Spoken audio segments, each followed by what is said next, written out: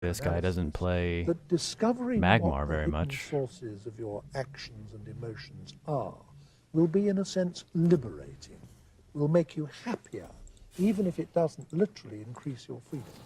I think you're right. I mean, you could see Spinoza's attitude to man's position in the world as a stoic one. Man, the we have a idea crazy that attack there.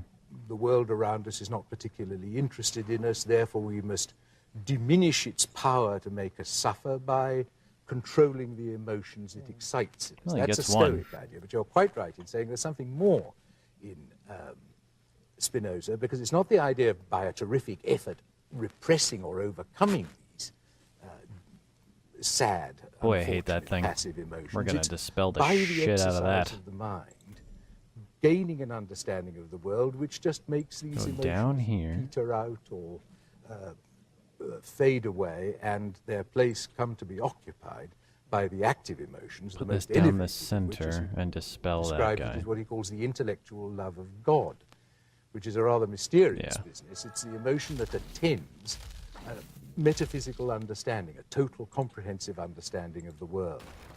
Don't you think there's something paradoxical about the fact that he's commonly thought of as a religious or quasi-religious thinker? Do I In need view the of card fact drawing that he power doesn't believe of this in free fellow? will, he doesn't believe in the immortality of the Emergency soul, because he doesn't circumstance? believe that anything I is do have more permanent than or one of them in the something or deck. anything else. He doesn't Let's even not. believe Where, in the yeah. existence of a personal God. He's He like doesn't that's think more that immediate. divinity is Fast identical cards are with good nature. cards. Is it right, you think, to think of him as a pantheist? Well, I think it's right to think of him as a pantheist, but that, to go back to what you said before, to say that isn't to deny that he's religious. The thing is, there's a very considerable correspondence between many of his views and many of the views of the roughly contemporary British philosopher Thomas Hobbes. But Thomas Hobbes was a man of, in some ways, indestructible cheeriness, but who thought the universe was a pretty gloomy setup, and was, in fact, despite some references to God, I think fairly clearly describable in a literal way as an atheist. Spinoza, try on the this other hand, his game. attitudes are religious. It's one of awe and respect for the universe at large. And the thing is, in our Christian civilization, we lay down certain requirements on the religious attitude, which are not universally applicable. In other words, it's parochial of us. Who will he to deny kill? that Spinoza is a genuinely religious person, because the attitudes which in our cultural background like it. are normally adopted towards a I don't know personal, how fast this wrathful, will be. Yeah, interested we're better with God, that. are in his case adopted towards the whole scheme of things. He's religious, if you like, in the way perhaps Wordsworth is religious. One rather dramatic way he had of putting his identification of God with nature, which appeals to me very much, is this. He once said that it's quite right and proper that an individual should love God, but it's absurd that he should want God to love him. It's as if a man were to love nature and expect nature to love him back. That's quite right. There's plenty of parallel for this kind Thank you. of view of man's place in the universe in the more elevated and sophisticated types of Buddhism. But I think on reflection, one has to admit that these are in their total place in the economy of human life. Boy, did I need that. These attitudes are genuinely religious attitudes, even if they're directed towards objects which are not the familiar objects of religious attitudes in our culture. Do you think that Spinoza was in any important degree influenced in all this by his Jewish background?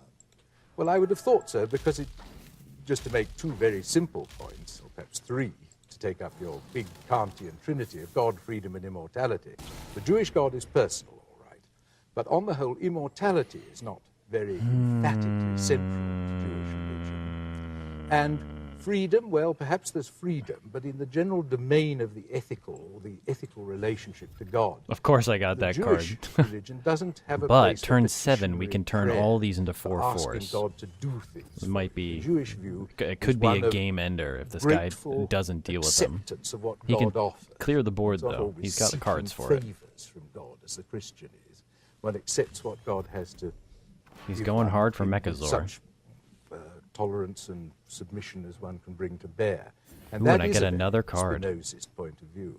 Well, as you said earlier, I think the thing for us to do with Spinoza isn't to attempt to recapitulate the arguments, but to convey the vision.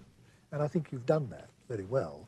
And I think we should now move to a discussion of our second need you. philosopher, Leibniz, who also had a great big interlocking metaphysical system, except that in his case, he never put it to drop forward in him one here single or word, here. but it came out in bits here and there in different But I need to papers, take that letters, guy out. arguments, discussions, and so on, so that one has to, as it were, put it together for oneself. Where do you think the best place to start with Leibniz is in trying to expand his system?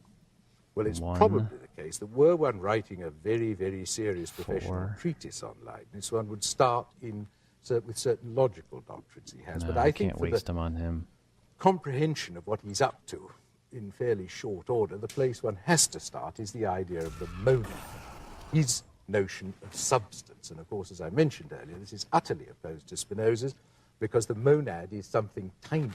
I mean, it's unextended, in fact.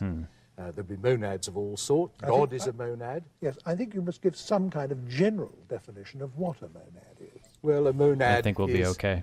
We could win. Leibniz's word We for could substance, win. a single unit. It has a number of properties. There's an argument at the beginning of Leibniz's Look at those monadology, totally which is, innocuous walls. in fact, not a very Ignore the sophisticated walls, argument for as clever a Seiron. man as Leibniz. He says Ignore whatever is the complex walls. is made up They're of what's nothing. simple. The walls are and nothing. the simple components The of what's walls cannot complex kill are you the next real turn. constituents of the world, and the complex are just a byproduct of the aggregation of these simples. But whatever occupies space, is extended, is complex. Therefore, the ultimate components of the world, as non-extended, are non-material, because not extended in space.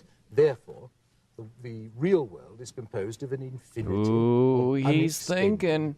metaphysical points. And each of these, because non-material, and here he just relies crudely on Descartes, if you like, is therefore spiritual. Ergo, the world consists of an infinity of point-like spiritual items, mental items, or, as people sometimes say, he himself at times, souls, all the way from the most important of them, the crucial one, God, down through the human soul, which is the particular monad where Can we kill we him? get the idea of substance from in the first place, down to the ultimate constituents of what we conceive, confusedly, as matter. I think this is such a lot for people to take in at once that I'd like to go over the main points of it again. Leibniz is saying that We can everything come that's close. complex must be analyzable into simpler elements. If the simpler elements are still complex, then they must be further analyzable. And therefore it must be the case that sooner or later you come to simple, not further analyzable constituents of matter or the world or the universe or whatever it might be. Now, these simple constituents can't be material because the very definition of matter is that it's something extended, and extension is always subdivisible. So if they're not further subdivisible, they can't be extended. And if they're not extended, they can't be matter. Yes. So the ultimate constituents of reality Yes. must, he thinks, be something immaterial and not occupying That is how space. you do I suspect that it's that. only our way of putting it up to this point in the discussion that makes it sound as weird One as more it does, mark. because after all, one of the most Did I get another influential one? doctrines of 20th century No way. physics I got is another that 100 energy wins is already? the ultimate Holy shit. constituent of the universe, and that all matter is ultimately I'll take that for 100th win. energy. I'll Now, take it. It seems to me that Leibniz was trying